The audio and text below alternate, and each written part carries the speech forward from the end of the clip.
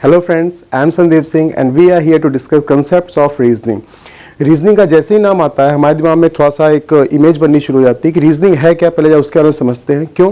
क्योंकि competitive level में competition exam जब आप दे रहे होते हैं तो इसमें बहुत ही मेजर रोल प्ले करता है रीजनिंग का सब्जेक्ट। बाकी सारे सब्जेक्ट्स भी आपके लिए उतने ही इंपॉर्टेंट है, लेकिन ये जो सब्जेक्ट है इसको आप सिर्फ और सिर्फ कॉम्पिटिशन में ही देखते हैं, ना इसके पहले और ना तो इसके बाद में कहीं। तो चलिए पहले समझते हैं कि रीजनिंग है क्या। देखिए, जैसे ही रीजनिंग का नाम आता है हमें पहले ये देखना है कि रीजनिंग है क्या। तो रीजनिंग है क्या, देखें, रीजनिंग रीजन वर्ड से मिलके बना है। हर चीज के पीछे कुछ ना कुछ रीजन है, कारण है, तर्क है, लॉजिक है, इसीलिए इसको क्या बोलते हैं, रीजनिंग बोलते हैं। ठीक है, इसे कहीं कहीं अलग अलग बुक्स में आपको लॉजिक के नाम से भी इसका डिस्क्रिप्शन मिलेगा कि जहां लॉजिक होता है वही रीजनिंग होती है। विदाउट लॉजिक हम किसी चीज को रीजनिंग नहीं बोल सकते। रीजनिंग का दूसरा नाम ही क्या है, लॉजिक। अब ये तो हो गया रीजनिंग के बारे में, आपको पता चल गया। अब जरा देखते हैं कि रीजनिंग कितने पार्ट्स में आते हैं, रीजनिंग के सेक्शंस कितने होते हैं। तो बैंकिंग एग्जाम्स में रीजनिंग के आपको दो सेक्शन मिलेंगे, एक मिलता है वर्बल रीजनिंग और दूसरा मिलता है आपको लॉजिकल रीजनिंग। अब ये वर्बल रीजनिंग क्या है, लॉजिकल रीजनिंग क्या है, पहले उसको समझा जाए। तो वर्बल रीजनिंग के अंदर आपके वो सारे टॉपिक्स आपको मिलेंगे जैसे डायरेक्शन हो गया, ब्लड रिलेशन हो गया, रैंकिंग हो गया, सिटिंग अरेंजमेंट हो गया, पजल का टॉपिक हो गया, सब आपको किसमें मिलेंगे, वर्बल रीजनिंग में। लॉजिकल रीजनिंग आपको कौन सब्जेक्ट मिलते हैं, कौन से टॉपिक्स मिलेंगे, तो उसमें आपके स्टेटमेंट वाले जितने क्वेश्चन होते हैं like assumptions, argument, conclusions, course of action, decision making, influence वाले जितने क्वेश्चन होते हैं वो सारे आपको मिलेंगे लॉजिकल रीजनिंग में। ठीक है, अलग अलग एग्जाम्स में अलग अलग वैरायटी क्वेश्चंस आपसे पूछे जाते हैं। तो आइए चलिए जरा हम आज का टॉपिक डिस्कस करते हैं कि आज का हमारा टॉपिक है क्या। तो आज हम लोग जो टॉपिक डिस्कस करने जा रहे हैं उस टॉपिक का नाम है रैंकिंग टेस्ट।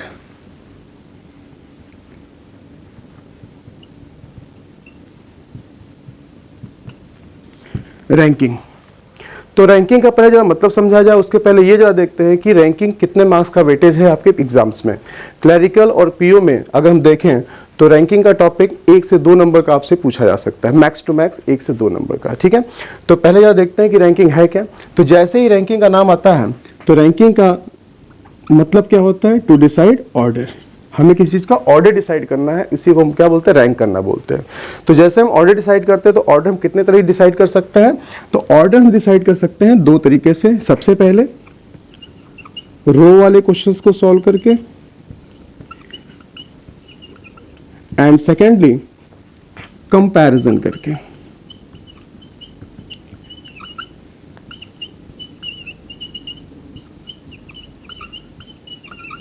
तो ये 2 तरीके से क्वेश्चन आपको इसमें मिलते हैं। सबसे पहले क्या है, रो वाले क्वेश्चंस, जिसमें हम रो के बारे में समझेंगे कि रो आपकी कैसे होती हैं, क्या क्या चीजें होती हैं। और दूसरा हम लोग देखेंगे कंपैरिजन वाले क्वेश्चन, जिसमें एक पर्सन का दूसरे के साथ कंपैरिजन किया जाएगा कि ए बी से टॉलर है, बी सी से शॉर्टर है। ऐसे के जो क्वेश्चन आपको मिलेंगे वो किसके अंदर आएंगे, कंपैरिजन के अंदर आएंगे। ठीक है, तो चलिए शुरू करते हैं आज का टॉपिक। सबसे पहला केस, टाइप नंबर 1, रो बेस्ड प्रॉब्लम्स।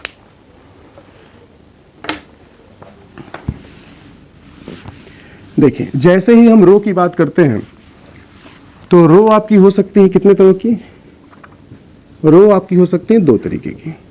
सबसे पहले रो आपकी जो होती है उसको हम बोलते हैं हॉरिजॉन्टल रो,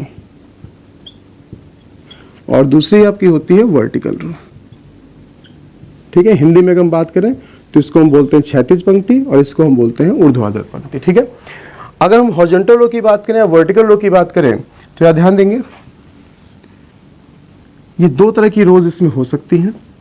इन दोनों रोज में जो भी इसके फॉर्मेट्स हैं, सबसे पहले हमें इसका एंड पता करना है कि इसका एंड पॉइंट क्या है। इसको हम बोलते हैं टॉप एंड और इसको हम बोलते हैं बॉटम एंड। उसी तरीके से अगर हम इस रो की बात करते हैं तो इसको हम क्या बोलते हैं, इसको हम बोलते हैं लेफ्ट एंड और इसको हम बोलते हैं राइट एंड। फंडा क्लियर?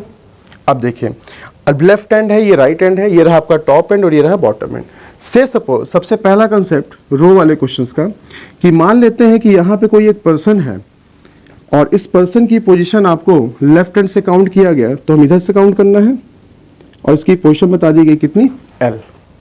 और इसी पर्सन के बारे में हमने क्या किया, राइट हैंड से काउंट किया और इसकी पोजीशन कितनी बता दी आपको, R।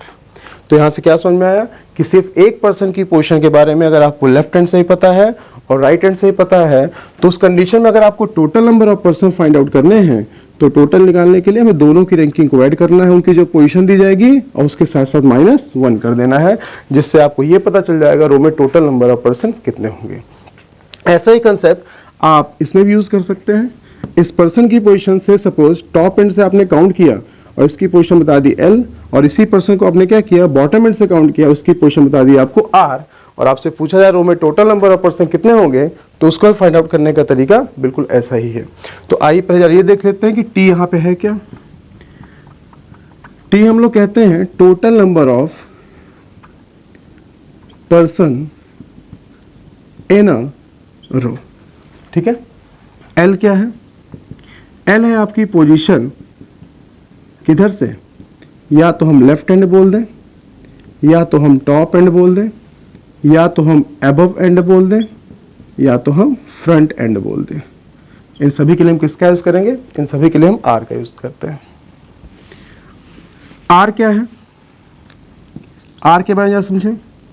R क्या है, पोजीशन फ्रॉम, या तो हम राइट एंड बोले, या तो हम बॉटम एंड बोले, या तो हम बिहाइंड एंड बोले। इन सभी के लिए हम किसका यूज करेंगे, R का यूज करेंगे। तो कई बार कंफ्यूज करने के लिए आपको लेफ्ट या टॉप जैसे वर्ड नहीं मिलते, कई बार हमें अबव जैसा वर्ड मिल जाएगा या फ्रंट जैसा वर्ड मिल जाएगा, तो किसको शो करेगा, ये हमेशा L को ही शो करता है, ठीक है। उसी तरीके से राइट या बॉटम की जगह कई बार हमको बिहाइंड जैसा वर्ड मिल जाए तो ये किसको शो करेगा, ये R को ही शो करता है, ठीक है। तो ये फॉर्मूला आपको एकदम याद होना चाहिए, क्योंकि इवन इस फॉर्मूले के बेस पे आप रैंकिंग के रो वाले टाइप का कम से कम 10 से 12 क्वेश्चन आप सॉल्व कर सकते हैं। आपके जो असाइनमेंट्स आपको यहाँ से दिए जाएंगे, उस असाइनमेंट से कई सारे क्वेश्चन ऐसे होंगे जिनको आप इसी फॉर्मूले से सॉल्व कर सकते हैं। तो चलिए जरा पहले कुछ एग्जांपल देखते हैं कि इस फॉर्मूले का इंप्लीमेंटेशन कैसे होगा, ठीक है। से सपोज एक क्वेश्चन आपके सामने आया,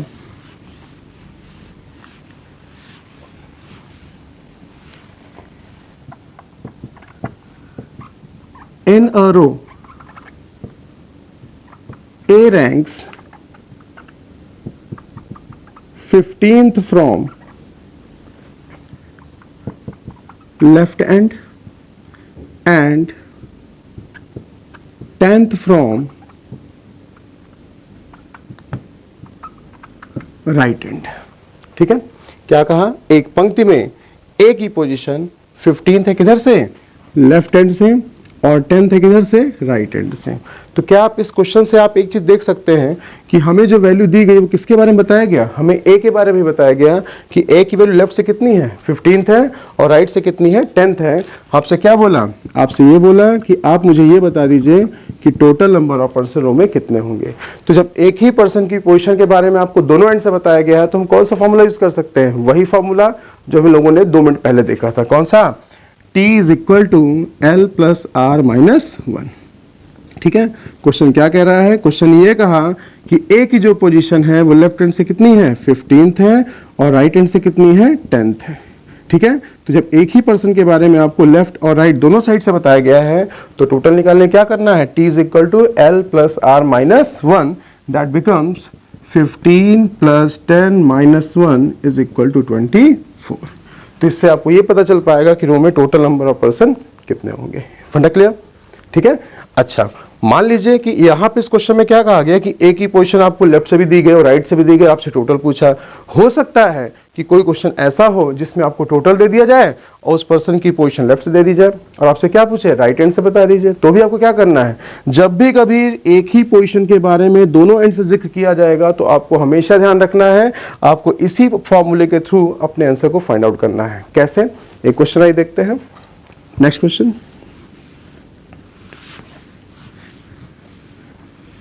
से सपोज एक क्वेश्चन आपके सामने आया, in a row of 90 girls Riya ranks 24th from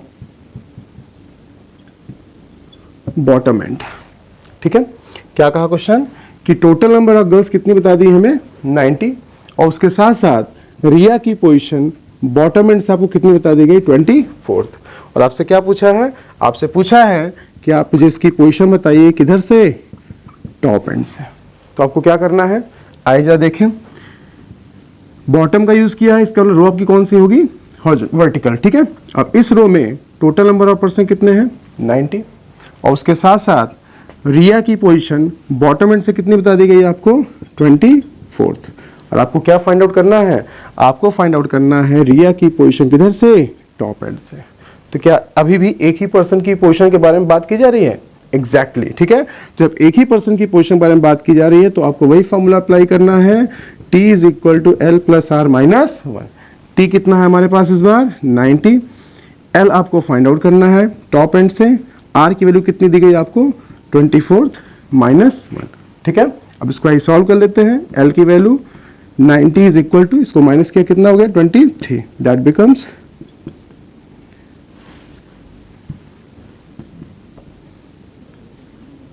67th, ठीक है। फंडा क्लियर हुआ।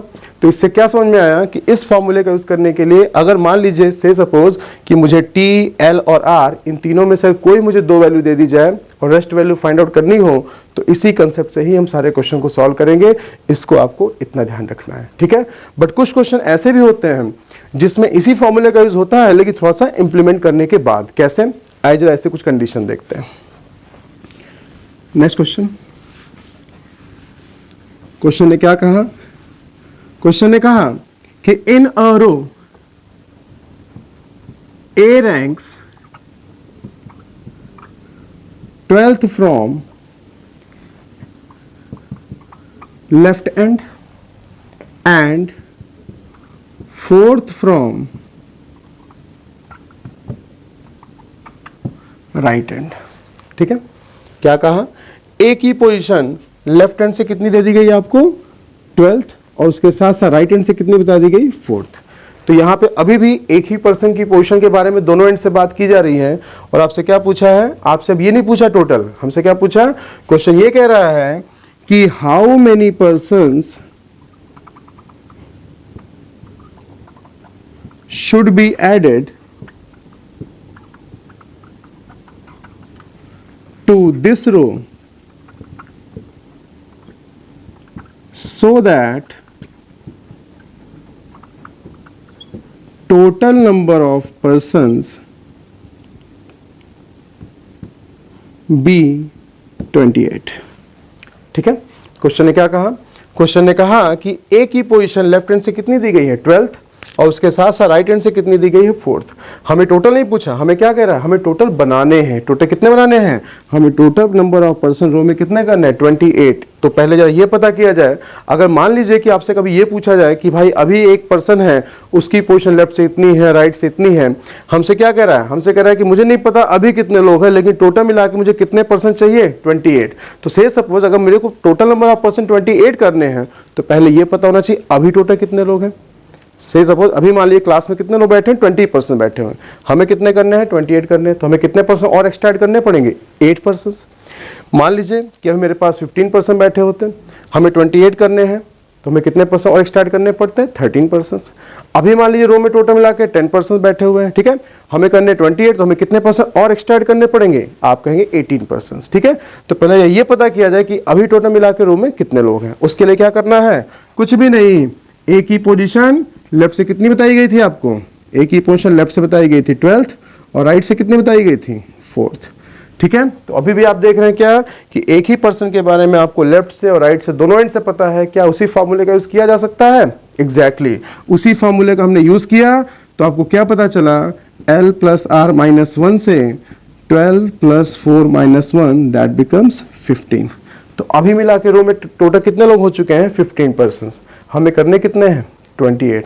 कितने लोगों को ऐड किया जाए, तो आप कहें सिंपल सा कंसेप्ट है, 28 में से जितने अभी तक है माइनस करिए, आपको ये पता चल जाएगा कि टोटल मिला के हमें कितने पर्सन और एक्स्ट्रा ऐड करने पड़ेंगे, और आपका आंसर क्या होगा, 13। फंडा क्लियर है यहाँ तक। चलिए अब थोड़ा सा और आगे बढ़ते हैं। अभी तक क्या हुआ था, रो में सिर्फ एक ही पर्सन के बारे में पोजीशन आपको दे के क्वेश्चन सॉल्व करवाया गया, लेकिन कभी कभी क्या होगा कि एक पर्सन से ज्यादा पर्सन के बारे में आपको डायरेक्शन दे दी जाएगी जिसके भी यहाँ पे क्वेश्चन आपसे पूछे जाएंगे, ठीक है। कैसे, जैसे क्वेश्चन देखा जाए, क्या बोला गया, in a row A ranks 10th from left end and B ranks 5th from right end। ठीक है, अब उसके बाद यही आपसे क्वेश्चन पूछा गया, how many persons are there in a row, row में अभी कितने पर्सन्स हैं। अब यहां पे आप क्या देख रहे हैं कि आपको पोजीशन तो दी गई है किधर से, लेफ्ट हैंड से भी और उसके साथ साथ राइट हैंड से भी, लेकिन एक किसके बारे में बताया, एक पोजीशन बताई गई ए के बारे में और दूसरी पोजीशन बताई किसके बारे में, बी के बारे में। चलिए जरा बेसिक फंडा देखें, हमने एक रो बनाई, उस रो में यहाँ पे 2 पर्सन को रखा, ए की पोजीशन लेफ्ट से कितनी दी गई थी आपको 10th और बी की पोजीशन आपको राइट से कितनी बताई गई थी 5th। ठीक है, अब यहाँ पे कितने पर्सन आ चुके हैं, अब आप देखेंगे तो आप कहेंगे सर यहाँ पे 2 पर्सन आ चुके हैं। एक की वैल्यू आपको लेफ्ट हैंड से बताई गई और दूसरे की वैल्यू आपको राइट हैंड से बताई गई। आपसे पूछा क्या है, आपसे पूछा गया टोटल नंबर ऑफ पर्सन कितने होंगे। तो क्या उस फॉर्मूले का यूज करके हम इस क्वेश्चन को सॉल्व कर सकते हैं, आप कहेंगे नहीं। क्यों, क्योंकि वो फॉर्मूला तभी तक काम करता था जब किसी एक पर्सन की पोजीशन के बारे में आपको लेफ्ट हैंड से दिया जाए और उसी पर्सन की पोजीशन के बारे में राइट हैंड से भी दिया जाए, तभी जाके हम उस क्वेश्चन को सॉल्व करते थे। ठीक है, बट यहाँ पे मैं क्या दिख रहा है, यहाँ हमें दिख रहा है ए की वैल्यू लेफ्ट से और बी की वैल्यू राइट से। अगर मान लीजिए मुझे बी की वैल्यू लेफ्ट से ही दे दी जाती तो हम दोनों को ऐड करके -1 कर देते, या ए की वैल्यू आपको लेफ्ट से दी गई है राइट से दे देता तो भी दोनों को ऐड करके -1 कर देते। लेकिन यहाँ पे हमें 2 अलग अलग पर्सन की पोजिशन अलग अलग एंड से दी गई है, तो वो फॉर्मूला तो भाई गया। अब हमें क्या करना है, बेसिक तरीके से चलना है। कैसे, यहां से यहां तक कितने पर्सन है 10 और यहां से यहां तक कितने पर्सन 5 और हो सकता है इनके बीच में कोई ना हो, तो टोटल कितने लोग हो गए 15। लेकिन क्या ये आपको कहीं बोला गया क्वेश्चन में कि इनके बीच में कोई नहीं है, हो सकता है इनके बीच में 2 लोग हो जाते हैं। अगर 2 लोग हो जाएंगे तो भाई कितने बढ़ गए, इसमें 2 और बढ़ जाएंगे, टोटल कितने हो जाएंगे 17। हो सकता है इनके बीच में कितने आ जाए, 4 आ जाए, तो कितने हो जाएंगे 19। ये भी हो सकता है कि इनके बीच में 4 लोग हों, बी की पोजीशन यहाँ पे आ जाए और ए की पोजीशन यहाँ पे आ जाए, मतलब एक दूसरे को क्रॉस करके बैठ जाए, तो टोटल कुछ और ही होगा। तो सिर्फ इतना देने से कि एक पर्सन लेफ्ट से इतने पे है और दूसरा पर्सन राइट से इतने पे है, हमें पूछा जाए टोटल कितना होगा, तो किसी भी केस से हम इसका आंसर नहीं निकाल सकते। आपका आंसर क्या होगा, सी एंड डी, हिंदी में कहते हैं ज्ञात नहीं किया जा सकता, कैन नॉट बी डिटरमाइंड। जब आपको इसके साथ कोई एक्स्ट्रा इन्फॉर्मेशन दी जाएगी तभी जाके शायद आप कुछ टोटल वगैरह का केस निकाल सकते हैं। ठीक है, अगला क्वेश्चन आइए नेक्स्ट देखें। अब मान लीजिए कि यही क्वेश्चन आपको दिया जाता है जिसमें ए की पोजीशन लेफ्ट से कितनी दी गई 10th और बी की राइट से कितनी दी गई 5th। लेकिन इसी में क्वेश्चन को और आगे जब बढ़ाया गया, एक और कंडीशन लिख दी गई, क्या, when they interchanges their positions, A becomes 17th from left hand। इस बार क्या दे दिया गया, इस बार आपको दिया गया उसी क्या कंडीशन ऐड कर दी गई, क्या, व्हेन लगा के, कि इन दोनों की पोजीशन क्या कर दिया गया, इंटरचेंज कर दिया गया। मतलब जहां पहले ए बैठा था, ए की जगह पे कौन था, बी आ गया, और बी की जगह पे कौन आ गया, ए चला गया। तो उसके बाद किसके बारे में बताया गया, ए के बारे में बताया गया कि वो 17th पोजीशन पे हो गया, किधर से, लेफ्ट हैंड से। अब अगर आपसे पूछा टोटल कितने होंगे, तो अब शायद हम इसका आंसर निकाल सकें। कैसे, आइए जा देखें। देखिए 2 पर्सन है, ए और बी। ए की पोजीशन लेफ्ट से कितनी दी गई है 10th और बी की राइट से कितनी दी गई है 5th, है ना, यही था क्वेश्चन। अब इसका क्या किया, इन दोनों की पोजीशन को इंटरचेंज करा दिया गया। इंटरचेंज मतलब कि जहां पे ए था, अब ए की जगह पे कौन आ गया, बी, और बी की जगह पे कौन चला गया, ए, है ना, यही था। इंटरचेंज करने के बाद किसके बारे में बताया गया आपको, ए के बारे में बताया गया, मतलब इस प्लेस के बारे में आपको बताया गया, किधर से, लेफ्ट हैंड से, कितना, 17th। तो चलिए कोई दिक्कत नहीं है, हम ए की इस पोजीशन को देख लेते हैं, लेफ्ट हैंड से कितना, 17th। तो ये जो वैल्यू है ये आपको सिर्फ और सिर्फ इसलिए दी गई है जिससे आप ये पता कर पाएं कि इनके बीच में कितने पर्सन होंगे। जब तक आप ये चीज नहीं आप फाइंड आउट कर पाएंगे तब तक टोटल नहीं निकलेगा। ये प्रीवियस क्वेश्चन में आप पहले भी देख चुके हैं, ठीक है। तो कैसे हम पता करेंगे कि अभी फिलहाल में इनके बीच में कितने पर्सन है? तो ये आपको बताएगी कौन सी वैल्यू, ये आपको बताएगी वो वैल्यू कि जिसमें आपको लेफ्ट हैंड से या फिर राइट हैंड से देखना है, ठीक है। तो आपको क्या करना है, आप जरा मुझे ये चेक करके बताइए कि यहाँ पे दो एंड मेरे पास, ये रहा लेफ्ट हैंड और ये रहा राइट हैंड। तो आपको पहले ये चेक करना है कि लेफ्ट हैंड से आपको 2 बार वैल्यू दी गई है या फिर राइट हैंड से आपको 2 बार वैल्यू दी गई है। कैसे पता करेंगे? देखिए राइट हैंड से कितने पे, 5th पे है। क्या राइट हैंड से और कहीं वैल्यू दी गई? नहीं। इसका मतलब राइट हैंड सिर्फ एक बार आपको दिया गया। अब जा चेक करते हैं लेफ्ट हैंड से। देखिए लेफ्ट हैंड से ये पोजीशन कितनी है, 10th, और लेफ्ट हैंड से ही काउंट किया तो ये पोजीशन कितनी है, 17th। इसका मतलब कि लेफ्ट एंड एक ऐसा एंड है जिसके बारे में आपको 2 बार इंफॉर्मेशन दी गई, एक बार दिया गया 10th और दूसरी बार दिया गया 17th। तो इससे आपको क्या करना है, अब इससे मुझे पता चलेगा कि इनके बीच में कितने पर्सन। जैसे मान लीजिए कि अभी यहाँ से लेफ्ट हैंड से हमने देखा कोई 10th पोजीशन पे है और 10th से कहाँ पहुँच गया, 12th पे। तो 10th से अगर 12th पे पहुंचा, इसका मतलब बीच में कितने लोगों को क्रॉस किया, सिर्फ एक पर्सन को, क्योंकि दूसरी पोजीशन पे तो खुद ही बैठ गया। सेम कहानी यहाँ पे। अब यहाँ कैसे फाइंड आउट करेंगे कि देखिए लेफ्ट हैंड से ये 10th है और लेफ्ट हैंड से ये 17th है। तो आप ये जरूर कह सकते हैं सर लेफ्ट हैंड से इस पोजीशन के पहले कितने लोग होंगे। अगर ये 17th पोजीशन है तो इसके पहले कितने लोग होंगे, 16 पर्सन होंगे। और 16 पर्सन है तो यहां से यहां तक कितने पर्सन है, 10। इसका मतलब बीच में कितने होंगे, तो आप कहेंगे सर 16 होने के लिए बीच में कितने होने चाहिए, 6 पर्सन्स। और जैसे ही आपने बीच में बोला 6 पर्सन्स हैं, आ गया टोटल 10 + 6 + 5, टोटल कितने हुए, टोटल हो गए 21। ठीक है, तो फिर समझते हैं, फिर से हम देखें इसमें क्या किया गया।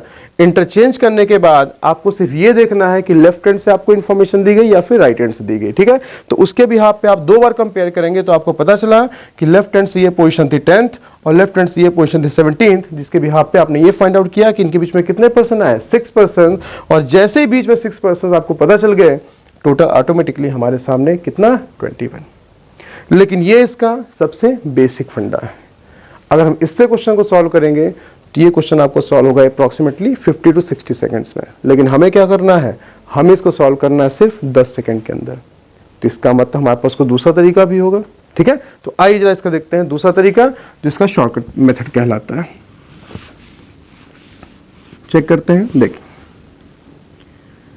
हमें क्या करना है, हमें 2 इंफॉर्मेशन देखनी है, एक ओल्ड पोजीशन और दूसरी न्यू पोजीशन। ठीक है, कैसे, हमें ए के बारे में बताया गया कि ए लेफ्ट से किस प्लेस पे था, 10th पे, है ना, और बी राइट से किस प्लेस पे था, तो बी राइट से था 5th प्लेस पे। इसका किया क्या, न्यू पोजीशन, मतलब दोनों ने पोजीशन को इंटरचेंज किया था। इंटरचेंज करने के बाद अब जरा ध्यान देने वाली बात यह है कि आपको इस सीक्वेंस को बिल्कुल ऐसे ही लिखना है जैसे यहाँ पे ए लिखा हुआ है और यहाँ पे बी लिखा हुआ है, बिल्कुल सेम सीक्वेंस में ऐसे ही आपको लिख देना है। ये फर्क नहीं पड़ेगा कि आपको इंटरचेंज करने के बाद ए के बारे में बताया गया या फिर बी के बारे में बताया गया, जिसके बारे में बताया जाए सीक्वेंस हमेशा आपको ऐसे लिखना है। ठीक है, तो इसका मतलब बताइए, हमें ए की पोजिशन के बारे में फिर से आपको लेफ्ट से बताया गया कितना, 17th। इसका मतलब कि बी के बारे में आपको राइट से नहीं पता। यही है क्वेश्चन। अब देखिए सबसे पहले क्या देखना है आपको ऐसे क्वेश्चंस के लिए कि ओल्ड पोजीशन न्यू पोजीशन की तरह से अलग कॉलम बनेगा। अगर पहले यहां आपने ए बी लिख दिया है तो यहां भी आपको ए बी ही लिखना पड़ेगा। यहां आपने बी ए लिख दिया है तो यहां पे भी आपको बी ए ही लिखना पड़ेगा। ए लेफ्ट से था, बी राइट था, तो जाहिर से बात है दोबारा से अगर ए की पोजीशन दी जाएगी तो वो लेफ्ट से ही दी जाएगी और बी की पोजीशन राइट से दी जाएगी। ठीक है, अब करना क्या है, अब कुछ भी नहीं करना, हमें ये देखना है रिलेशन है कितने तरीके के। रिलेशन होते हैं 2 तरीके के। पहला रिलेशन होता है दूर वाला, दूसरा पास वाला। ठीक है, अगर हम दूर वाला पास वाला यहाँ पे खेलें तो आपको क्या पता चलेगा, 10 के साथ ये दूर वाला पोजीशन क्या है, यहाँ क्वेश्चन मार्क है, हमें नहीं पता। अगर हम पास वाली वैल्यू को देखें तो 5 और 17 हमें पता है, तो हमें क्या करना है, हमें इन दोनों का टोटल कर लेना है, चाहे पास वाली वैल्यू पता हो या दूर वाली वैल्यू पता हो। तो हमें क्या करना है, हम इन दोनों का जब टोटल किए तो टोटल कितना है, 22, है ना, और पोजीशन का टोटल कितना है, 22। तो उसमें से अगर हम एक लेस कर दें तो टोटल नंबर ऑफ पर्सन कितने आ गए, 21। पिछली बार भी यही था। तो हमें क्या करना है, से सपोज अगर मान लीजिए मुझे ये पूछे कि बी की नई पोजीशन राइट हैंड से कितनी होगी, जो क्वेश्चन मार्क लिखा हुआ है। तो आपको क्या करना है, कुछ भी नहीं करना, जो इस वैल्यू का टोटल आया था कितना 22, यही आपकी इस वैल्यू का भी टोटल ही आएगा कितना 22। 22 अगर 17 प्लस 5 को ऐड करके 22 आया था, तो 10 प्लस यहाँ पे जो भी वैल्यू होगी उनको भी ऐड करने के बाद कितना आएगा 22 ही आना चाहिए। तो यहाँ कितना लिखा जाए, 22 में से 10 माइनस किया, दैट बिकम्स 12। तो अगर कोई मेरे से ये पूछे कि बी की नई पोजीशन राइट हैंड से कितनी होगी, तो कितनी होगी 12। ठीक है, फंडा क्लियर। इंटरचेंज का एक क्वेश्चन और देखते हैं और उसको हम सॉल्व करेंगे इस मेथड से, तो आपको इस फंडे पे कमांड हो जाएगी। ठीक है, आइए अगला क्वेश्चन देखते हैं।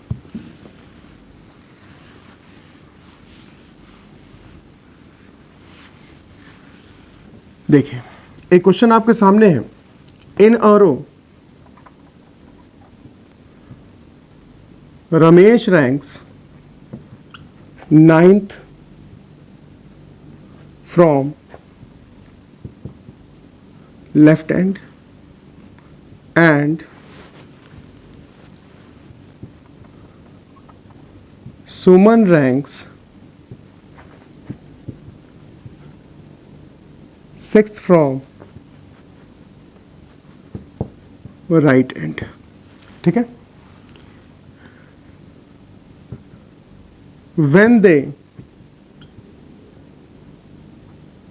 interchanges their positions,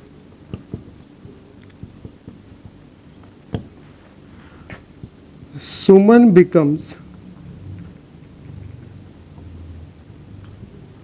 12th from right hand। ठीक है, हमसे क्या पूछा है, हमसे पूछा पहला question total number of person कितने होंगे, दूसरा क्वेश्चन पूछा new position of Ramesh from left and, और इसी में तीसरा क्वेश्चन आपसे पूछा गया इनके बीच में टोटल कितने पर्सन बैठे हुए हैं, in between how many persons are there in a row. देखा जाए, चलिए शुरू करते हैं। उसी फॉर्मूले को यूज करना है जो भी हम लोगों ने फंडा देखा था। क्वेश्चन एक बार फिर से पढ़ लेते हैं। क्वेश्चन ने क्या कहा, in a row Ramesh ranks 9th from left end and Suman ranks 6th from right end, when they interchanges their positions Suman becomes 12th from right end. ठीक है, तो चलिए आइए उसी फंडे को यूज करते हैं। क्या बताया गया था, दो वैल्यू है ना, एक ओल्ड वाली और दूसरी न्यू वाली। अब यहाँ पे रमेश और सुमन दो पर्सन थे, रमेश सुमन अगर ऐसे लिखा तो यहाँ भी आपको रमेश और सुमन ही लिखना था। रमेश की वैल्यू लेफ्ट से, सुमन की राइट से, इधर भी रमेश की लेफ्ट से, सुमन की राइट से। ठीक है, तो रमेश के बारे में लेफ्ट से बताया गया था कितना 9th, सुमन के बारे में राइट से कितना बताया गया था 6th। अब ये बताइए इंटरचेंज करने के बाद किसके बारे में बताया गया आपको, रमेश या सुमन, तो आप देखेंगे सुमन के बारे में बताया गया कि सुमन की वैल्यू राइट से कितनी हो गई 12th, इसका मतलब रमेश की लेफ्ट से नहीं पता। फिर चलिए पेयर बनाते हैं, दो पेयर बने थे, एक नियर वाला और दूसरा फार वाला। चलिए आइए देखते हैं। 9 और 12, बोलिए इस बार आपको नियर वाले पेयर के बारे में पता है या फार वाले के बारे में, तो आप देखेंगे आप कैसा, इस बार दूर वाले के बारे में मुझे ज्यादा पता है ना। कोई दिक्कत नहीं है, जो भी पेयर आपको पता हो बस बैलेंस आप करना है इक्वेशन को। 9 + 12 टोटल कितने, पोजीशन का टोटल कितना है 21। अगर ये पोजीशन का टोटल 21 है तो इसमें से क्या किया था हमने टोटल निकालने के लिए, एक लेस किया था। तो सेम वही कहानी, इसमें से एक लेस कर देंगे 21 में से, तो आपको पता चल गया कि टोटल कितने हैं, टोटल नंबर ऑफ पर्सन है 20। सही है। चलिए अब मुझे दूसरा क्वेश्चन क्या पूछा था, new position of Ramesh from left and, Ramesh की नई पोजीशन बतानी लेफ्ट हैंड से। तो इसके लिए मैंने क्या कहा था, मैंने कहा था इक्वेशन को बैलेंस कर देना है। ठीक है, यहाँ देखिए यहाँ कितना रहा 21 अगर आ रहा है इन दोनों का पेयर का टोटल, तो इस पेयर का भी टोटल कितना होगा 21 ही होना चाहिए। अब बताइए 21 होने के लिए 6 यहाँ पे ऑलरेडी गिवन है, 21 से 6 माइनस किया, इसका मतलब रमेश की पोजीशन लेफ्ट हैंड से कितनी हो गई, रमेश की पोजीशन लेफ्ट हैंड से आपकी हो गई 15th। ठीक है, बोलिए फंडा क्लियर। तो यहाँ पे आपने लिख दिया कितना 15th। लेकिन मजे की बात है जब आपको बीच में परसेंट निकाले जाए। बात ये है कि जब आप बीच में परसेंट निकाले हैं, ठीक है, तो इसको निकालने का क्या फंडा है, जब बीच में परसेंट निकाले जाए। आइए देखिए, तो इन बिटवीन परसेंट निकालने के लिए हमें क्या करना है, इन बिटवीन परसेंट निकालने के लिए हमें दो चीज ध्यान रखनी है। क्या क्या, हमें दोनों लेफ्ट की वैल्यू को ध्यान रखना है या तो दोनों राइट की वैल्यू को ध्यान रखना है। ठीक है, आइए जरा अगर लेफ्ट की वैल्यू को हम ध्यान रखें तो लेफ्ट की वैल्यू से आपको क्या पता चला कि लेफ्ट की वैल्यू सबसे पहले आपको दी गई थी कितनी, 9th, और दोबारा लेफ्ट की वैल्यू कितनी दी गई है आपको, 15th। यही दोनों लेफ्ट की वैल्यू थी। तो हमें क्या करना है, दोनों का डिफरेंस निकाल लेना है। इन दोनों डिफरेंस कितना है, 15 और 9, दोनों का डिफरेंस कितना है, 6th। इसका मतलब कि इनके बीच में कितनी पोजीशन का डिफरेंस है, 6th पोजीशन का डिफरेंस है।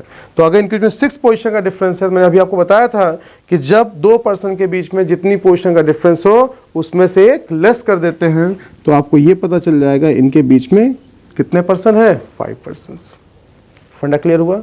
ठीक है, तो इंटरचेंज वाले का एक क्वेश्चन आपके एग्जाम में जरूर आएगा, तो इसका करने का तरीका आपको इस तरीके से पता चल गया। तो चाहे हमसे टोटल पूछे, चाहे नेक्स्ट पर्सन की पोजीशन पूछे किसी और दूसरे हैंड से, या ये भी पूछ ले कि इनके बीच में कितने पर्सन है, तो भी हम निकाल सकते हैं। अब देखिए, इन बिटवीन निकालने के लिए अगर हम राइट का यूज करते हैं तो भी आपका वही आंसर होता है। कैसे, आई चेक कर लेते हैं। देखिए, अगर हम दोनों राइट की वैल्यू देखें तो राइट की वैल्यू से पहले कितनी दी गई थी, 6th, फिर कितनी दी गई थी, 12th।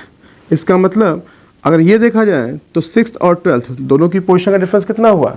फिर आप कहेंगे सर दोनों की पोजीशन का डिफरेंस 6 हुआ, उसमें से क्या करना है, एक लेस, इनमें से एक लेस कर दिया, पीछे पर्सन कितने आ गए, 5। तो इससे आप ये पता कर सकते हैं कि जब इंटरचेंज वाले क्वेश्चन आएंगे तो उसमें चाहे टोटल पूछे, चाहे नेक्स्ट पर्सन की पोजीशन पूछे, चाहे इन बिटवीन पूछा जाए, सारे के सारे क्वेश्चन का आंसर आपके सामने है। ठीक है, बट इसमें कुछ कंडीशन वाले क्वेश्चंस भी आते हैं। कैसे, आइए जरा अगला क्वेश्चन देखते हैं।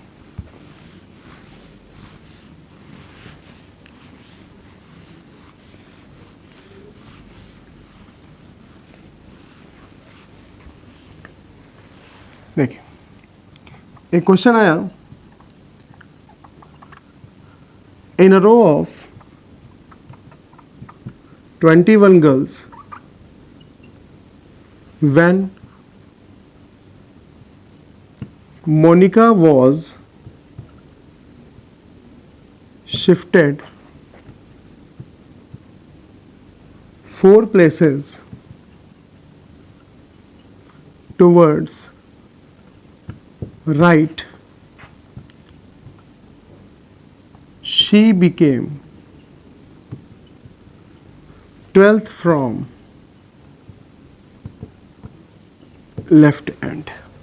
ठीक है, क्या बोला गया कि 21 गर्ल्स की एक रो में जब मोनिका को हम 4 प्लेस राइट में शिफ्ट करते हैं तो उसकी पोजीशन लेफ्ट हैंड से कितनी हो जाती है, 12th हो जाती है। ठीक है, तो क्वेश्चन से पूछा क्या है, क्वेश्चन से पूछा what was her earlier position from right end of the रो।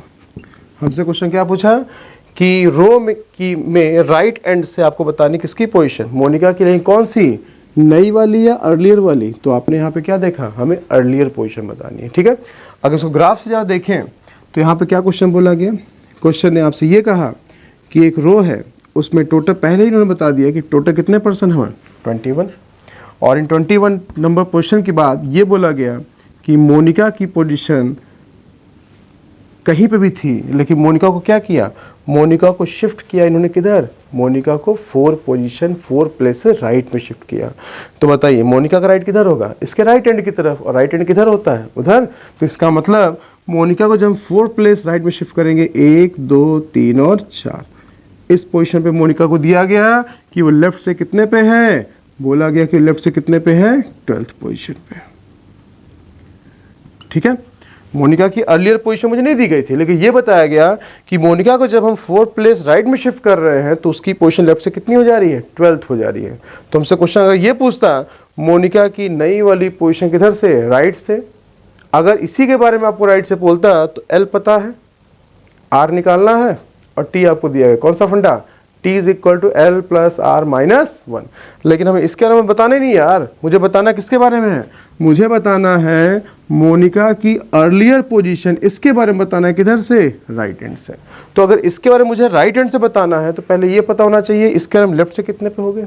कैसे पता करेंगे, अगर मोनिका को हम 4 प्लेस राइट में शिफ्ट कर रहे थे और ये 12th पोजीशन पे हो गई, इसका मतलब कि मोनिका की जो अर्लियर पोजीशन है उससे 4 प्लेस पहले है।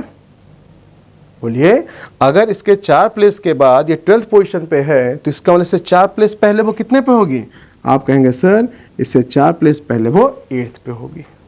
तो अब आप ये कह सकते हैं क्या कि मोनिका की जो अर्लियर पोजीशन है वो लेफ्ट हैंड से कितनी है, 8th है, और आपको निकालना किधर से है, राइट हैंड से। और टी कितना दिया है क्वेश्चन में, 21 आ गया। वही फॉर्मूला यूज हुआ, मैंने बताया था कि वो फॉर्मूला कई जगह इंप्लीमेंट करेगा, तो चलिए इंप्लीमेंट करते हैं उसको। T is equal to L plus R minus 1, total आपको दिया गया था 21, L की वैल्यू आपको मोनिका की अर्लियर पोजीशन के बारे में कितना बताया गया, 8th प्लस R माइनस 1, ये वैल्यू हो गई आपकी 7, इसको इधर माइनस कर दिया, R की value 21 minus 7 that becomes 14th। तो मोनिका की जो अर्लियर पोजीशन है वो राइट हैंड से कितनी है, 14th है। ठीक है, फंडा क्लियर हुआ। अगला क्वेश्चन, आइए एक और केस देखते हैं।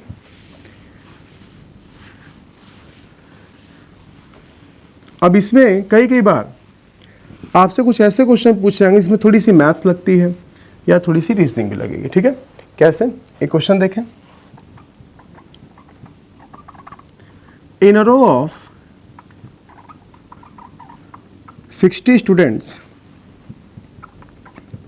number of boys are doubled to that number of girls। ठीक है, फिर उसके बाद position of A is 17th from top end। Position of A is 17th from top end। ठीक है, तो आगे क्वेश्चन क्या बोला, if there are 9 girls above A, question बोला गया how many boys will be below A. ठीक है, क्वेश्चन ने क्या कहा कि एक 60 स्टूडेंट्स की एक रो है जिसमें बॉयज की जो संख्या है वो डबल है, 2 गुना है किसके, गर्ल्स के। और फिर ये बोला गया कि एक पर्सन है ए, उसकी पोजीशन बताई गई कि वो टॉप एंड से कितने पे है, 17th पे है। और साथ साथ ये भी बोला कि अगर उस ए की पर्सन के ऊपर कितने पर्सन है, कितने गर्ल्स हैं, 9 गर्ल्स। तो हमसे क्वेश्चन क्या पूछा, बताइए ए के नीचे कितने लड़के हैं। ठीक है, तो ये क्वेश्चन आपके सामने आया। अब यहाँ पे यूज किया गया है टॉप एंड बॉटम एंड, इससे आपको समझ में आ रहा है कि रो इस बार हॉरिजॉन्टल नहीं होगी, रो आपकी वर्टिकल होगी। ठीक है, कैसे, आइए चेक करते हैं।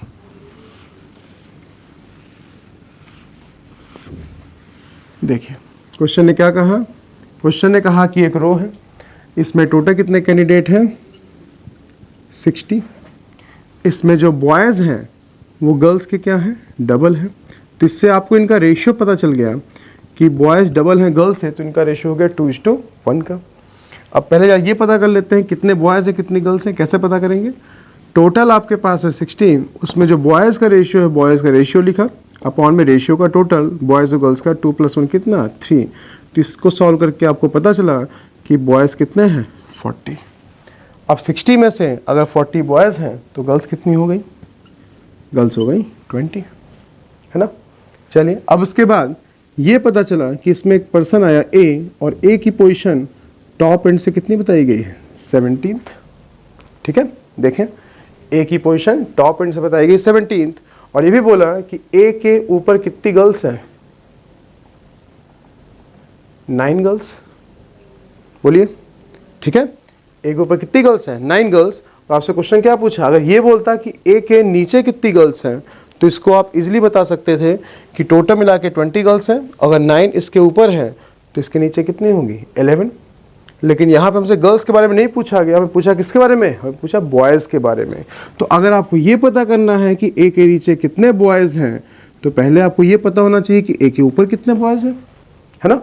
अब देखिए संदीप ए की पोजीशन टॉप एंड से कितनी दी गई है? 17th, और 17th पोजीशन में 9 अगर गर्ल्स हैं तो till the position of A how many boys are there?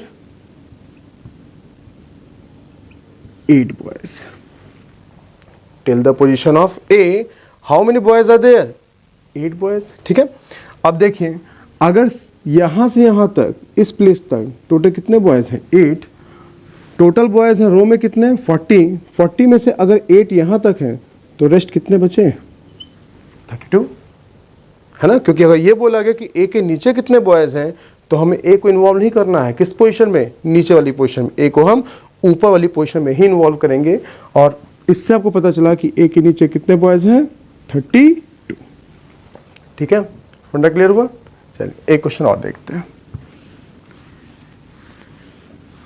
तो कुछ ऐसे मैथ्स के भी क्वेश्चन मिलते हैं, बट अब जो क्वेश्चन आपके सामने आ रहा है ये पिछले 20 सालों में 13 से 14 बार एग्जाम में आपको मिल चुका है। अलग अलग एग्जाम्स में ये क्वेश्चन पूछा जाता है। क्वेश्चन क्या है? In a row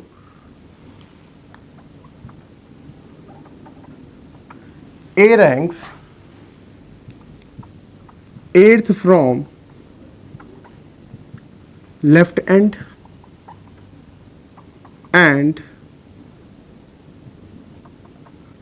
B ranks 9th from right end. ठीक है। C is immediate neighbor of both of them. C is immediate neighbor of both of them. अब क्वेश्चन क्या पूछा? क्वेश्चन आपसे ये पूछा what will be minimum number of persons in a रो। तो यहां पे क्या पूछा गया? यहां आपसे टोटल पूछा गया? नहीं, टोटल नहीं पूछा गया सर। यहां इस बार मेरे से पूछा गया मिनिमम नंबर ऑफ पर्सन कितने होंगे। ठीक है। तो जब मिनिमम की कहानी आपके पास आ जाए तो समझ लीजिए क्या कि यहां पे कुछ और ही फंडा काम करेगा। मतलब क्या कि कम से कम वैल्यू में सारी कंडीशंस को आपको सही से बैठाना है, उसी से आप निकाल पाएंगे मिनिमम नंबर ऑफ पर्सन कितने होंगे। ठीक है। तो इसके लिए दो तरीका है। पहला तरीका क्या कि हम hit and trial method use करें। लाइक मेरे पास ऑप्शंस अगर होते तो ऑप्शन की वैल्यू को उठा के जो कम से कम डेटा में सारी कंडीशन सेटिस्फाई करती उसी को मैं सब बोल देते। But right now we have no options. Exam में तो ऑप्शन मिलेगा बट अभी अगर इस क्वेश्चन को हम देखें मेरे पास कोई ऑप्शन नहीं है। तो इसको सॉल्व करने का फंडा क्या है? आइए जा देखते हैं। देखिए मिनिमम की कहानी कब बनती है? मिनिमम की कहानी तब बन सकती है जब हम किसी एक पर्सन की पोजीशन को बार बार काउंट करें। अगर कोई पर्सन दोबारा काउंट होगा ही नहीं तो इसका मतलब क्या कि उससे हम निकाल पाएंगे टोटल नंबर ऑफ पर्सन। लेकिन जहां एक पर्सन को हम इस एंड से भी काउंट करें तो भी आपको पता चल गया, दूसरे एंड से काउंट करें वही पर्सन रिपीट हो रहा है, बार बार रिपीट हो रहा है, उसी केस में आप मिनिमम नंबर ऑफ पर्सन को निकाल सकते हैं। कैसे? आइए जा देखें। तो देखिए भाई दो वैल्यू है मेरे पास। एक कंडीशन हम ये लेके चलें जिसमें ए की पोजीशन और बी की पोजीशन रिस्पेक्टिवली लेफ्ट हैंड से बोली गई 8th और राइट हैंड से बोली गई 9th, और इनके इन बिटवीन कौन है? सी है ना। तो एक बात बताइए, यहां से लेके ए की पोजीशन तक, यहां से लेके बी की पोजीशन तक और सी की पोजीशन अलग अलग देख रहे हैं। क्या हमने किसी पर्सन को दोबारा काउंट किया? नहीं किया। अगर हम किसी पर्सन की पोजीशन को दोबारा काउंट करेंगे ही नहीं तो टोटल किस बात का? इससे हम मिनिमम टोटल नहीं निकाल सकते, इससे हम सिर्फ टोटल निकाल सकते हैं। That would be 18। 8 + 1 + 9 टोटल कितना है 18। लेकिन ये तो टोटल निकला, हमें क्या पूछा गया था क्वेश्चन में, मिनिमम। तो मिनिमम कैसे बनेगा, अब जरा देखिए, इसी कंडीशन को हम थोड़ा सा दूसरी तरीके से लिखें।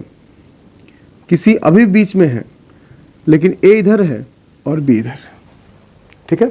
अब इससे क्या होगा, ए की पोजीशन किधर दी गई थी, लेफ्ट से। जब हम लेफ्ट से काउंट करने जाएंगे ए को कितने पे, 8th पे, तो क्या मैंने बी और सी को भी काउंट किया, हाँ वो काउंट हो चुका है ए की पोजीशन तक पहुंचने से। अब हम बी को काउंट कर रहे हैं किधर से, राइट से दिया गया था। जब हम बी को काउंट करने आए राइट एंड से कितने पे, 9th पे, तो इससे आपको यही पता चल गया कि सी और ए भी उसमें इन्वॉल्व हो गए। इसका मतलब सी देखिए अभी भी दोनों के बीच में है, तो एक ऐसा पर्सन है सी जो इधर से भी काउंट हो रहा है और इधर से भी इन्वॉल्व हो रहा है। इसका मतलब कि इससे क्या निकल सकता है, इसी से ही आपको पता चलेगा कि मिनिमम नंबर ऑफ पर्सन कितने होंगे, ठीक है। कैसे, एक बात बताइए, आपको ए की पोजीशन किधर दी गई है, लेफ्ट से, कितनी, 8th। तो क्या हम ए की पोजीशन अगर राइट से निकाल लें तो क्या वही फॉर्मूला काम कर जाएगा, t = L + R - 1, एग्जैक्टली। लेकिन ए की पोजीशन राइट हैंड से पता कैसे चलेगी, अब जरा वो देखिए। राइट हैंड से बी कितने पे है, तो आप देखें कहीं कितने पे, 9th पे। तो राइट हैंड से अगर हम देखें तो ए की पोजीशन बी से 2 प्लेस पहले है। जब हम राइट हैंड से काउंट करेंगे तो राइट हैंड से काउंट करने पे जो ए की पोजीशन है वो बी की पोजीशन 2 प्लेस पहले है। 9 से 2 प्लेस पहले कितना, 7th। बोलिए, आ गया फंडा क्लियर, चलिए हो गया। अगर फंडा क्लियर तो टोटल निकाल लेते हैं। For a t = L + R - 1, ठीक है। L कितना दिया गया आपको, 8th पता चल गया, और राइट से आपने इसको फाइंड आउट कर लिया 7 - 1, दैट बिकम्स 14th। तो टोटल नंबर ऑफ पर्सन कितने होंगे, 14th होंगे, ठीक है। अब ये काम ए के लिए आपने क्यों किया, अगर आप बी के लिए निकालना चाहते तो भी सेम ही आंसर आएगा। कैसे, आइए चेक करते हैं। बी की वैल्यू किधर दी गई है आपको, राइट हैंड से कितनी, 9th। अगर हम किसी तरीके से बी के बारे में पता कर लें किधर से, लेफ्ट हैंड से, तो भी आपका काम आसान हो सकता है। कैसे पता करेंगे, लेफ्ट हैंड से काउंट किया तो ए कितने पे है, 8th पे है। क्या लेफ्ट हैंड से काउंट करने पे ए की पोजीशन से 2 प्लेस पहले बी है तो कितने पे होगा, 8 से 2 पोजीशन पहले, इसका मतलब 6th पे। तो फॉर बी अगर हम देखें तो भी आपका सेम आंसर निकलेगा। इसमें एल की वैल्यू कितनी है बेटा, फाइंड आउट की, 6th, राइट से कितने हैं, 9th - 1, 6 + 9 15 - 1 14। तो दोनों ही केसेस से आप ए की वैल्यू या बी की वैल्यू से आप फाइंड आउट कर सकते हैं टोटल नंबर ऑफ पर्सन कितने होंगे। वो भी टोटल नहीं, कौन सा टोटल, मिनिमम टोटल। जब मिनिमम का केस आएगा तो ऑलवेज रिमेंबर आपको इन दोनों की पोजीशन को ओवरलैप करा के, क्रॉस करा के तब जाके आगे बैठाएंगे, तभी जाके मिनिमम वाला केस निकल सकता है। अगर टोटल बोलेगा डैम श्योर है कि आपका आंसर 18 ही था, बट यहाँ पे क्या है, यहाँ मिनिमम के लिए बोला गया, तो मिनिमम के बारे में ऐसे आप फाइंड आउट करेंगे, ठीक है। तो ये था आपका टाइप नंबर 1 रीजनिंग के रैंकिंग का सेक्शन का। होपफुली इसके सारे के सारे क्वेश्चंस आपको समझ में आए होंगे। अब जो आपको इसके साथ असाइनमेंट दिया जाएगा, उस असाइनमेंट के सारे क्वेश्चंस को आपको टैकल करना है, और उसके बिहाफ में फिर हम आगे बढ़ते हैं टाइप नंबर 2 की तरफ, ठीक है। चलिए टाइप नंबर 2 देखते हैं। टाइप नंबर 2 है आपका कंपैरिजन बेस्ड प्रॉब्लम्स, ठीक है। कंपैरिजन की हमने बात की थी, है ना। तो कंपैरिजन में आपको भी शुरू में बताया गया था कि ए बी से टॉलर है, बी सी के शॉर्टर है, ठीक है। ऐसे कुछ क्वेश्चन आए थे। तो चलिए उसी बिहाफ पे जरा समझते हैं, देखते हैं कि कंपैरिजन को हम लोग सॉल्व कैसे करें। देखिए कंपैरिजन को सॉल्व करने के लिए हमें 2 तरह का सिंबल का यूज करना है, या तो ग्रेटर देन का और या तो लेस देन का, ठीक है। सारा का सारा कंपैरिजन आपका इसी से ही आपको सॉल्व करना है, ठीक है। तो कैसे, चलिए जरा एक क्वेश्चन देखते हैं। से सपोज एक क्वेश्चन आपके सामने आया कि A is taller than B, A B से टॉलर।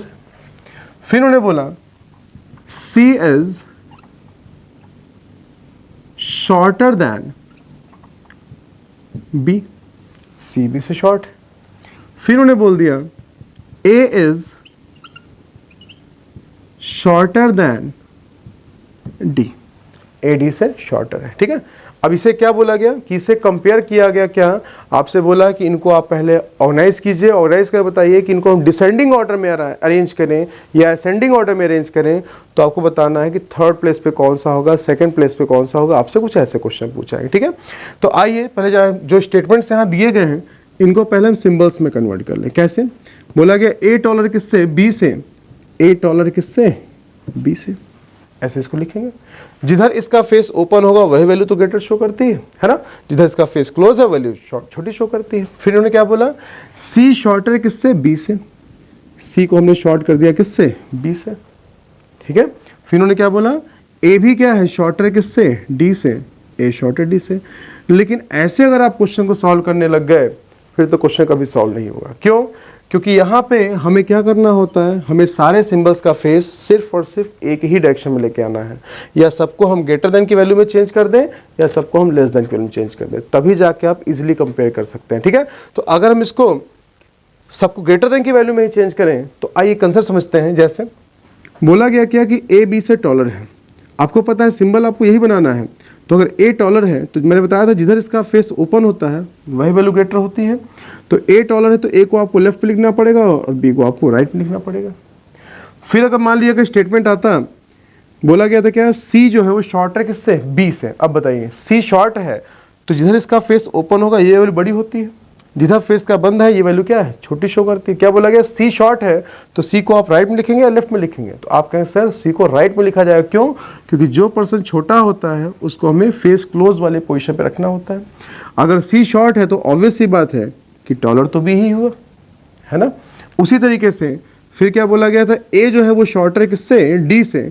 अगर ए शॉर्ट है तो ए कहाँ लिखेंगे, आप फिर कहेंगे सर ए को राइट में लिखेंगे, ए शॉर्ट है किससे, डी से।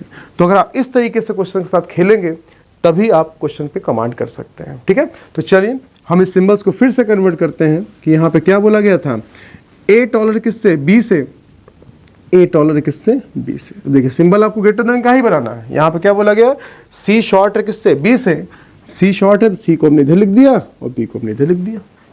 सही जा रहा है। चलिए अगला देखें, फिर क्या कह रहा है, ए शॉर्ट है किससे, डी से। अगर ए शॉर्ट है तो ए को आपने इधर लिख दिया और डी को आपने इधर लिख दिया। अब इससे इसको अरेंज करना बहुत आसान हो गया, जानते हैं कैसे, आई जा देखें। हमें इसको ऑर्गेनाइज करना सबको एक साथ। हमने क्या किया, ए को लिखा, ए के राइट में कौन है, बी, ए के राइट में हमने किसको लिख दिया, बी को लिख दिया। फिर देखें इसके साथ कॉमन क्या मिला, बी कॉमन आ गया, बी के राइट में कौन है, सी, बी के राइट में किसको लिख दिया, सी को लिख दिया। और फिर देखा तो डी के राइट में कौन, ए, हमें ए पता है, ए के लेफ्ट में कौन है, डी, ए के लेफ्ट में किसको लिख दिया, डी को लिख दिया। सारे सिंबल कौन से थे, ग्रेटर देन के, सबसे बड़ा डी, उससे छोटा ए, उससे छोटा बी और सबसे छोटा सी।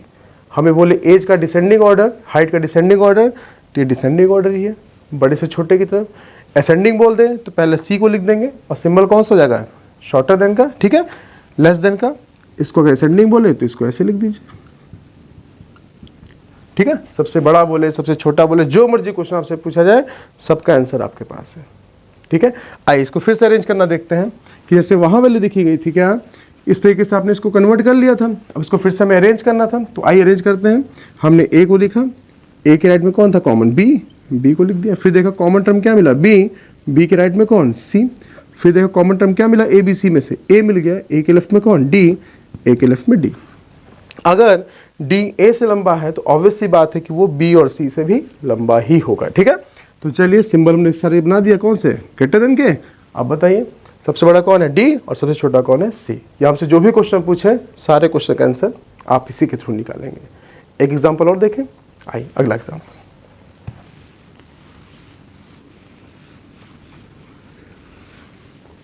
देखिए जैसे क्वेश्चन आपके सामने आया, ए इज टॉलर देन बी। फिर बोला गया, देखिए अब लैंग्वेज कैसे चेंज होती है, B is taller than C but not as tall as D, ठीक है। और आपसे क्वेश्चन क्या पूछा, मेरे से क्वेश्चन पूछा गया बताइए टॉलेस्ट कौन होगा, ठीक है। आइए चेक करें, क्वेश्चन ने क्या कहा, ए बी से टॉल है, ठीक है, बी किससे टॉल है, बी सी से तो टॉल है, लेकिन ये इतना टॉल नहीं है जितना कि डी है। और आपसे क्वेश्चन क्या पूछा, टॉलेस्ट आप बताइए। ठीक है, कैसे पता करेंगे, चलिए पहले सारे सिंबल को लिखते हैं ग्रेटर देन में। बोला गया ए टॉलर बी से, तो सिंबल कौन सा, ए ग्रेटर देन बी, यही है ना। अब देखिए यहां क्या कह रहा है, यहां कह रहा है कि बी जो है वो टॉलर किससे, सी से तो टॉल है, लेकिन बट लिखा हुआ है, तो इसके बाद का स्टेटमेंट किसके लिए वो है, हमेशा ये फर्स्ट पर्सन के लिए बोला जाएगा। अगर यहीं पे हु विच हुम आता तो ये किसके लिए होता, फिर वो नियरेस्ट पर्सन के लिए होता। बट यहाँ पे बट लिखा हुआ है, बट का मतलब कि ये बी के लिए कहा जा रहा है कि बी आपका उतना टॉल नहीं है जितना कि डी। इसका मतलब कि बी आपका शॉर्ट भी है किससे, डी से। बोलिए, ठीक है। अब देखिए, अब इसको आपको अरेंज करना है, आई अरेंज करते हैं। ए को लिखा, ए के राइट में बी को लिख दिया। अब बताइए इसको अरेंज करने के लिए कॉमन क्या है, सर बी कॉमन है, बी के राइट में कौन है, सी, और बी के लेफ्ट में कौन है, डी। अब जरा ध्यान देने वाली बात यह है भाई, पिछली बार क्या हुआ था कि ए के लेफ्ट में डी था, इसकी वजह से डी जो है अगर वो ए से टॉल था तो बी और सी से भी टॉल था। बट यहाँ क्या कह रहा है कि डी आपका बी से टॉल है। डी अगर बी से टॉल है तो डी को अगर आप यहाँ लिखें इन दोनों के बीच में ए और बी के, तब भी उससे टॉल ही होगा। और अगर आप डी को यहाँ पे लिखें तो भी देखिए डी बी से टॉल ही होगा। पंगा क्या हुआ, पंगा ये हुआ कि इस बार डी का कंपैरिजन ए के साथ नहीं दिया गया कि वो ए से टॉल है या फिर इससे शॉर्ट है। इसका मतलब वी हैव टू इक्वेशंस। ठीक है, फर्स्ट वन हम इसको ऐसे शो कर सकते हैं, देखिए सारा डेटा आपका अभी फिलफिल हो रहा है, और इसी को अगर हम ऐसे शो कर दें, देखिए अभी सारा डेटा फुलफिल हो रहा है। इसका मतलब क्या, अगर मेरे से शॉर्टेस्ट के बारे में बोलता तो नो डाउट आंसर क्या होता, सी होता। But what about tallest, tallest बोलने के लिए या तो हम ए को बोल सकते हैं या फिर डी को बोल सकते हैं, क्योंकि रीजनिंग है, रीजनिंग में कभी भी अपनी तरफ से एज्यूम नहीं करते हैं। अगर अपनी तरफ से एज्यूम करेंगे इसका ना डेटा आपका फेक हो जाएगा और डेटा आपका रॉन्ग होना ही होना है। ठीक है, रीजन क्या हुआ, रीजन ये हुआ कि इस बार इन्होंने क्या बोला कि डी जो है वो बी से टॉलर है, बट इन्होंने ये नहीं बोला कि वो ए से टॉल है या फिर नहीं। इसलिए वो क्वेश्चन पहुंच गए किस में, पॉसिबिलिटी में। और इस बार अगर टॉलेस्ट के लिए अगर हम बात करेंगे तो आपका आंसर क्या होगा, आइदर ए और डी। आपको ऐसा ऑप्शन मिलेगा तभी आप इसको चूज करेंगे। अगर ऑप्शन में आपने ए को पिक कर दिया या डी को पिक कर दिया, इसका मतलब आप 1.25 की नेगेटिविटी पे पहुंच जाएंगे। एक क्वेश्चन भी आपका जाएगा और उसके साथ साथ 0.25 नेगेटिव भी हो जाएंगे। ठीक है, एक क्वेश्चन इसका और समझते हैं, आइए देखें।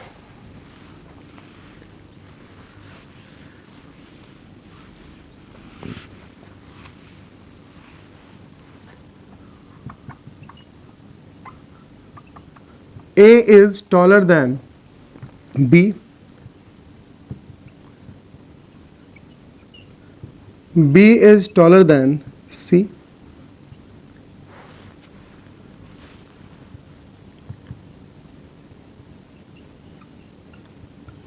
D is taller than